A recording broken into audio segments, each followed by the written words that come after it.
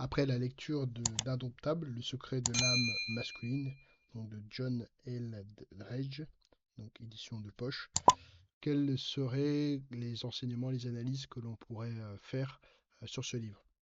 Donc d'un point de vue strictement global, donc c'est un livre qui est assez facile à lire, hein, qui est plutôt peut-être un peu, je dirais un peu familier, mais voilà, on voit que c'est probablement écrit donc en anglais, hein, on va dire dans la syntaxe, dans la façon de construire le livre.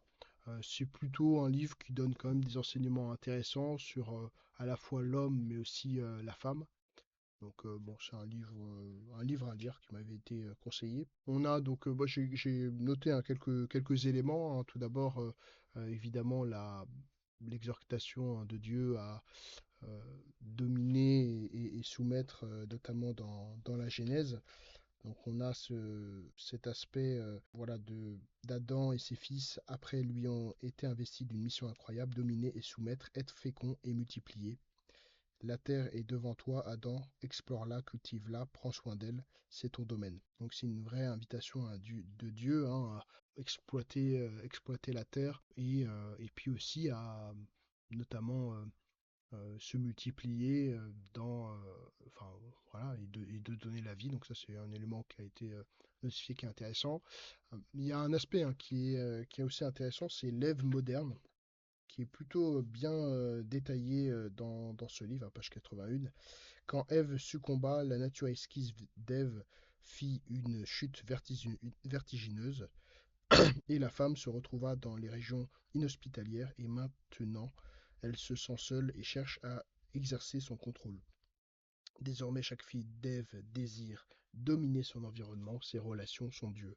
Elle n'est plus vulnérable, elle a désormais les dents longues, elle ne se contente plus de prendre part à l'aventure, elle veut la diriger. Quant à sa beauté, soit elle la cache par crainte ou par colère, soit elle s'en sert pour s'assurer une place dans le monde. De crainte que personne ne nous adresse la parole, ne nous protège ou ne se batte pour nous, nous avons entrepris de nous recréer et de redéfinir notre rôle dans l'histoire. Nous manipulons nos environnements pour ne plus nous sentir aussi désarmés. L'Ève déchue devient rigide ou collante. Dit sous une forme plus simple, Ève ne se borne plus à inviter. Elle se retranche derrière l'activisme ou exige qu'Adam réussisse à la conquérir. Généralement, son attitude résulte d'une combinaison des deux.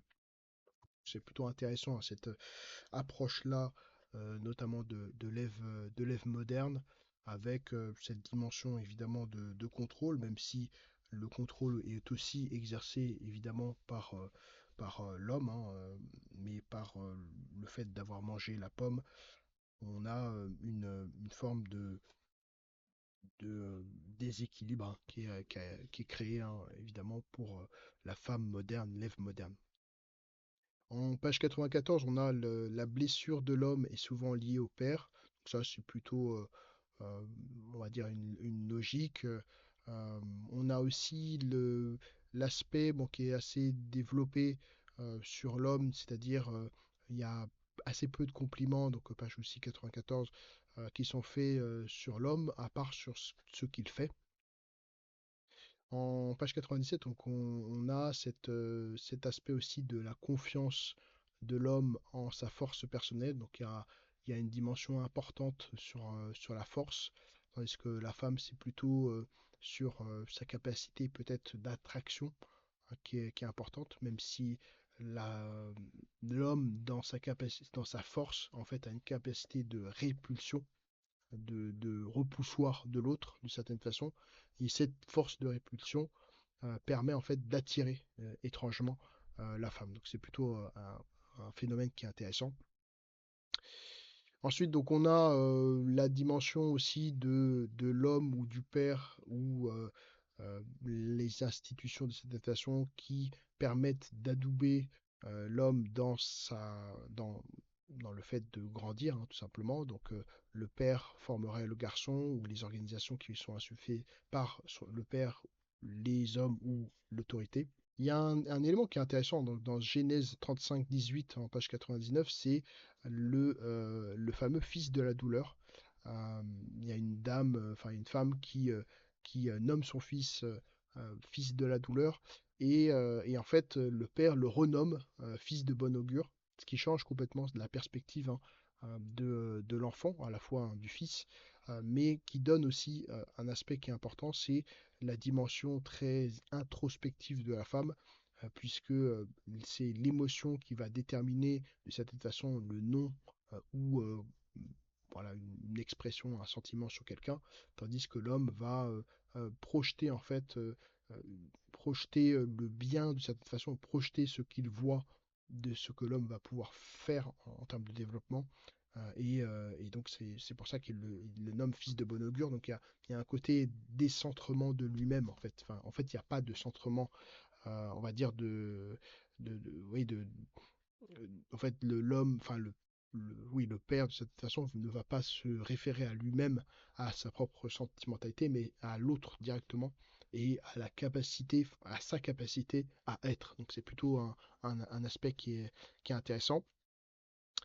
En page 107, on a l'évocation de l'aspiration de la mère. Donc, euh, il est nécessaire, hein, pour un homme de se détacher de sa mère. Donc, par exemple, en page 106-107, on a euh, cela me fait tellement chaud au cœur d'entendre ta petite voix. J'ai 25 ans, mais elle tient toujours à m'appeler son petit lapin ou son petit trésor.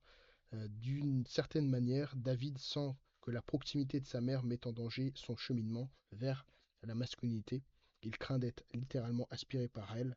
C'est une peur irrationnelle, mais elle révèle deux ingrédients essentiels qui ont fait défaut dans son passage vers l'état d'homme. Sa mère ne l'a pas vraiment laissé partir, et son père ne l'a pas entraîné à sa suite, dans une sorte d'initiation. Ça, c'est un élément qui est intéressant aussi sur la dimension de la mer. Évidemment, les mers, elles sont naturellement portées vers cette forme d'aspiration. Mais il y a cette nécessité, en tout cas vraiment de la perspective de l'homme, d'aller euh, vers sa masculinité, peu importe la forme, hein, qu'elle aurait, cette forme de masculinité, et cette peur irrationnelle en fait de la mer, qui me semble évidemment intéressant. Ensuite, donc on a en page 108, donc ça c'est un élément aussi intéressant, c'est l'arbre serein de la force masculine protège l'émergence de la masculinité du fils, donc comme une forme de petite vigne qui grandit, et cette force masculine permet en fait le fait que cette vigne puisse grandir. Et ça, c'est un aspect évidemment qui est intéressant. Donc voilà, dans une société où la masculinité est quelque chose qui est, on va dire, bon, un peu décrié, même si aujourd'hui c'est en train de revenir. Euh, la présence masculine est importante, à la fois pour les hommes et pour les femmes. Ensuite, donc on a donc alors page 123, donc Lionel Tiger qui parle de l'activité sédentaire qui est récompensée en fait par le système scolaire. Notamment, donc, on a donc cette histoire est révélatrice de notre temps, car c'est exactement ce que nous faisons de nos garçons, et nous commençons même très tôt. Notre culture propage l'idée suivante: la nature intrinsèquement agressive des garçons est mauvaise. Nous devons donc les transformer en quelque chose de plus ressemblant aux filles. Le premier outil de cette transformation est notre système éducatif public.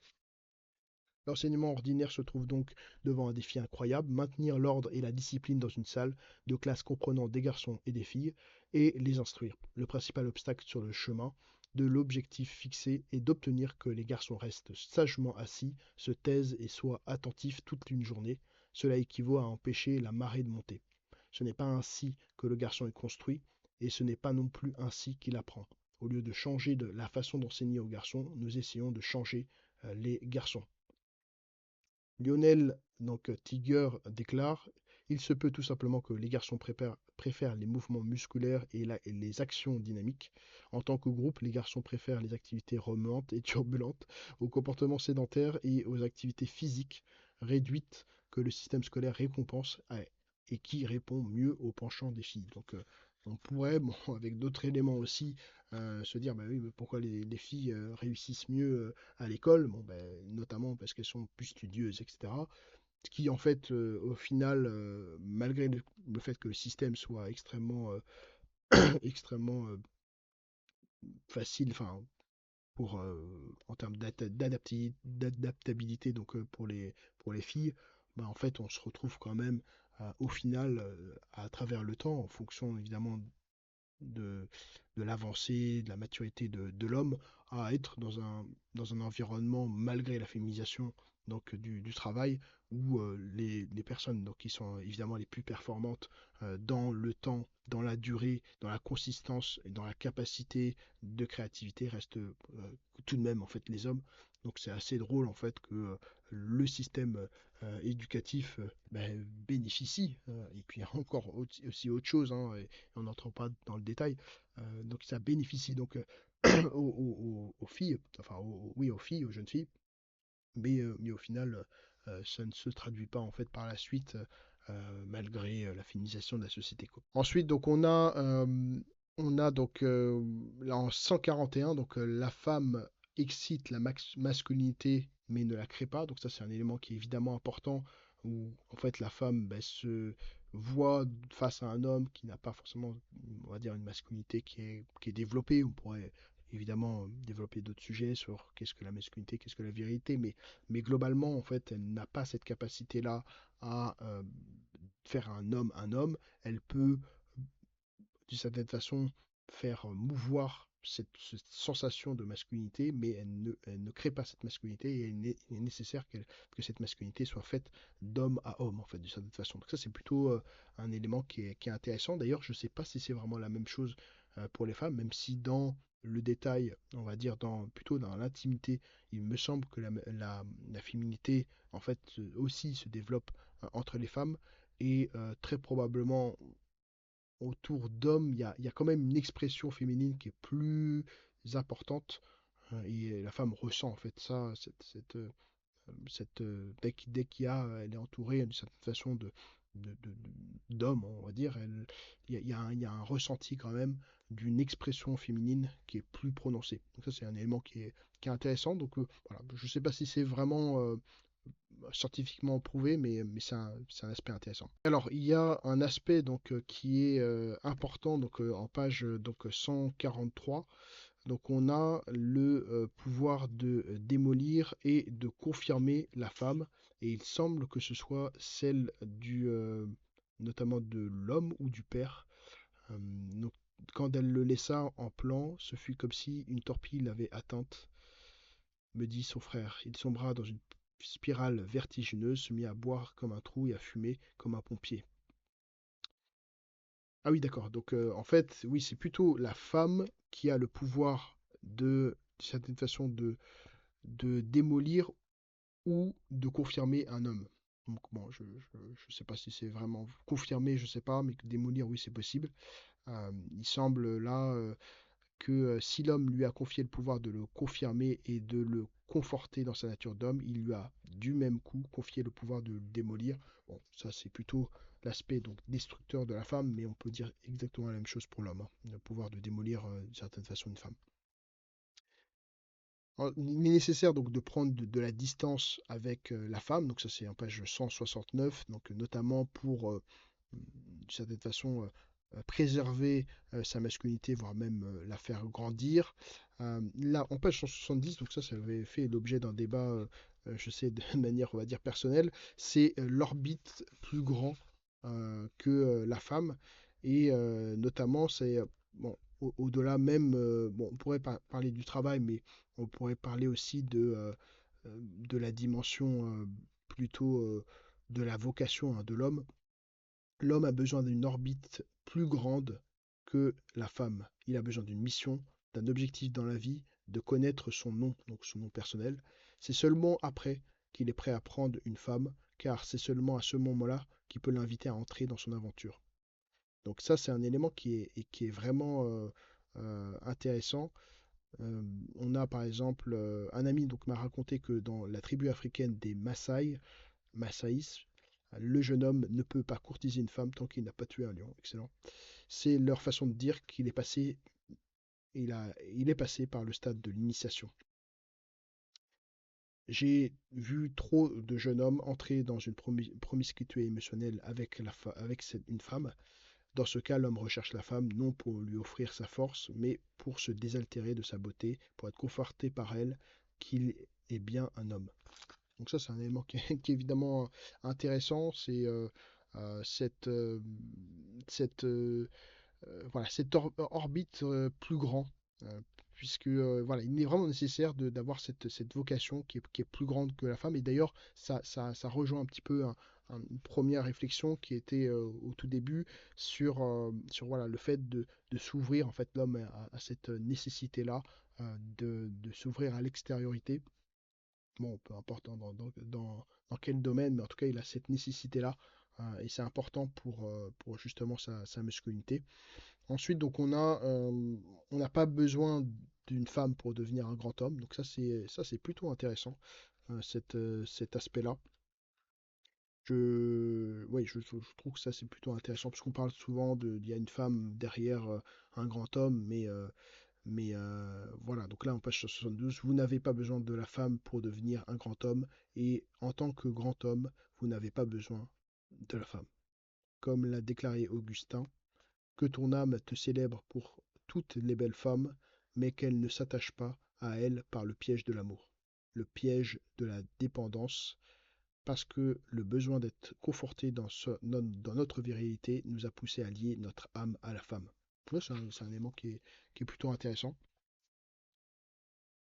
Ensuite, donc on a quand même en page 173, donc la femme est donc le mystère de la tendresse et de la séduction. Donc elle est vraiment la partie féminine de Dieu. Donc ça c'est plutôt un aspect qui est intéressant. Donc là, en page 173, la femme est la créature la plus proche que nous ayons rencontrée, le point d'orgue de la création, l'incarnation de la beauté, du mystère, de la tendresse et de la séduction de Dieu. Donc il y a aussi la partie séduction.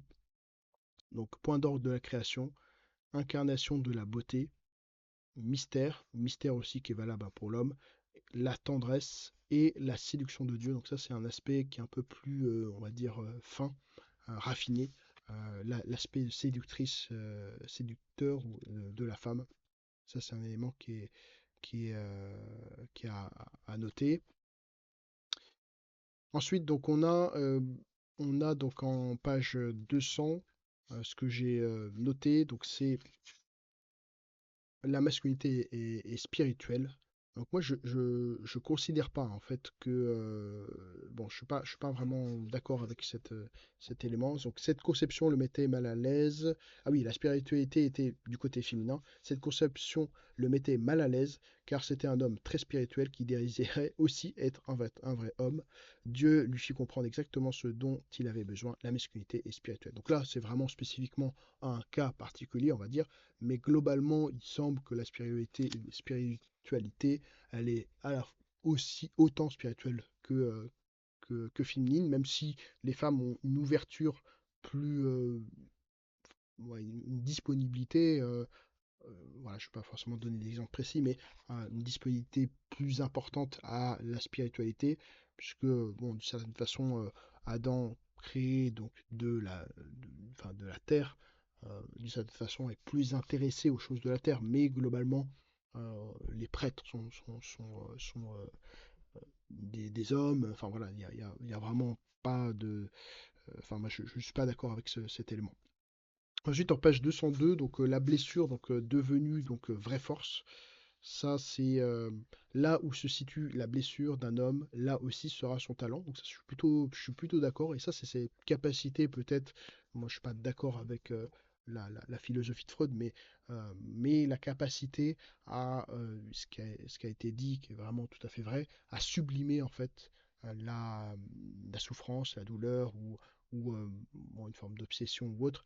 Euh, Ça, c'est vraiment une capacité qui est très masculine, hein, de sublimer euh, une intériorité, une blessure. Et on le voit évidemment avec la capacité d'inventer, de créer. Ça, c'est plutôt, enfin, c'est très masculin en fait, hein. Cette partie-là, elle est évidemment très très masculine. Évidemment, sur la créativité, il y a d'autres choses, je pense, hein, et ça, il faudrait creuser, mais sur la femme, hein, la capacité créative. Mais il semble qu'en tout cas, enfin, sublimer la souffrance, c'est très masculin. En page 204, donc ça c'est plutôt logique, le besoin du combat et de l'aguerrissement de l'homme, donc ça c'est plutôt tout à fait logique. En page 205, on est sur la même démarche avec l'image du guerrier, donc qui est primordiale pour justement cette démarche masculine. L'engagement donc ça c'est plutôt intéressant aussi avec la femme. Donc là c'est le cœur guerrier. On a donc on a le souvenir doux et on a donc combien grande est notre dette envers ceux qui ont versé leur sang et connu toutes les souffrances de la Révolution. L'homme doit avoir un combat à mener. Il doit se fixer une noble mission pour sa vie, une mission qui transcende le foyer et la famille, donc ça rejoint ce qu'on avait dit tout à l'heure. Il doit défendre une cause, même jusqu'à la mort s'il le faut. Donc ça, c'est plutôt intéressant, c'est très christique hein, d'ailleurs. C'est très, on voit aussi avec Vercingétorix, hein, ce côté-là sacrificiel. Hein, donc on pourrait regarder évidemment avec d'autres aspects de la Bible, voire même autres. Hein. Churchill fut appelé à conduire les Britanniques durant les heures sombres de la Seconde Guerre mondiale. Il déclara: J'eus l'impression d'aller à la rencontre de mon destin. C'est comme si toute ma vie passée n'avait été qu'une préparation pour cette heure et cette épreuve. Ensuite, il y a un aspect ouais, qui est plutôt intéressant, c'est montrer sa force, notamment en page 216. Donc on a la dimension qui est intéressante. Donc dès que vous aurez goûté à votre vraie force, vous en voudrez davantage. Intérieurement, vous vous sentirez important, substantiel. Nous devons montrer notre force. Il pourrait sembler étrange, après tout ce que nous avons dit, qu'un homme ne permette pas à sa force de se développer et se manifester. Mais beaucoup d'entre nous sont déroutés par la masculinité. Que se passe-t-il Que se passera-t-il si nous lui laissons libre cours? Donc là, bon, je vais m'arrêter ici, mais ça c'est un aspect qui est important, notamment dans une société évidemment très féminisée. Hein, mais montrer sa force, c'est un élément qui est important, qui permet aussi de remettre aussi un équilibre hein, dans la société. Donc ça, c'est un aspect qui est évidemment nécessaire en fait au final. Voilà, les hommes, donc en page, enfin oui, en page 217, donc il y a une dépendance des hommes qui refusent d'être forts. Il y avait aussi donc un autre, j'avais écouté un Jordan Peterson qui disait, bon, mais je montre, enfin, à quoi sert de ne pas, enfin, de prôner la non-violence, etc., si on est faible en fait au final, puisqu'en fait ça c'est juste de la faiblesse, tandis que quelqu'un qui joue entre guillemets le faible ou la douceur après avoir eu une force phénoménale, c'est là où, de certaine façon, on pourrait dire que la vérité ou la masculinité s'exprime d'une certaine façon. Et c'est vrai que dans un monde où il y a des hommes qui refusent d'être forts, en fait, qui acceptent d'une certaine façon la médiocrité, bon, on est dans un phénomène aussi de dépendance, mais aussi dans un phénomène où on va tirer vers le bas l'ensemble des personnes. Donc ensuite, il y a des différents éléments sur le combat spirituel, sur la communication, sur la propagande mauvaise. Donc ça, c'est des petites techniques, on va dire, pour mener, on va dire, un combat spirituel. La définition du courage, elle est intéressante en 200, page 244. Donc c'est le désir de vivre de celui qui est prêt à mourir. Donc ça va plutôt intéressant. Ensuite, donc on a la page 257. Là oui, il y a un aspect qui est plutôt intéressant. C'est en page 257, donc le royaume des cieux se force un passage avec violence, et ce sont les violents qui s'en emparent, déclare Jésus, Matthieu 11, 12. Est-ce une bonne chose ou une mauvaise? J'espère que maintenant vous êtes en mesure de comprendre ce qu'il y a de profondément bon et sain dans l'agression masculine et que cela vous aide à comprendre le sens des propos de Jésus. Opposez-les à ces paroles, le royaume des cieux est accessible aux gens passifs et aux mauviettes qui y entrent en regardant la télévision mollement couchés sur le canapé. Si vous voulez vivre dans le royaume de Dieu, vous devez vous servir de toute la passion et la force que vous possédez. Le combat risque d'être âpre, voilà, etc. Donc ça, c'était un élément un peu assez intéressant et en même temps un peu provocateur. En page 269, donc on a l'homme violent tue par ses paroles.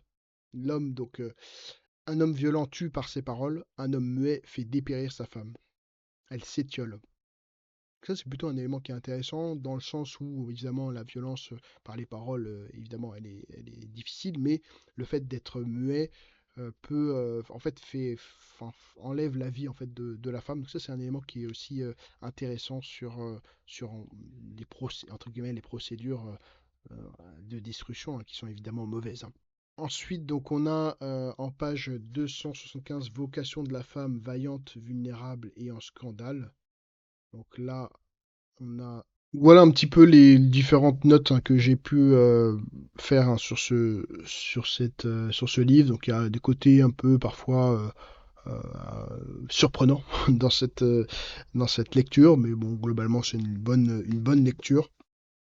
Donc voilà, je sais pas si je peux recommander ce livre, mais en tout cas, voilà un petit peu j'essaierai évidemment de creuser un petit peu ce sujet, parce qu'il y a plein d'aspects qui ont été évoqués sans aller dans le détail, mais voilà un petit peu. Merci à vous d'avoir écouté ce podcast et on se retrouve bientôt.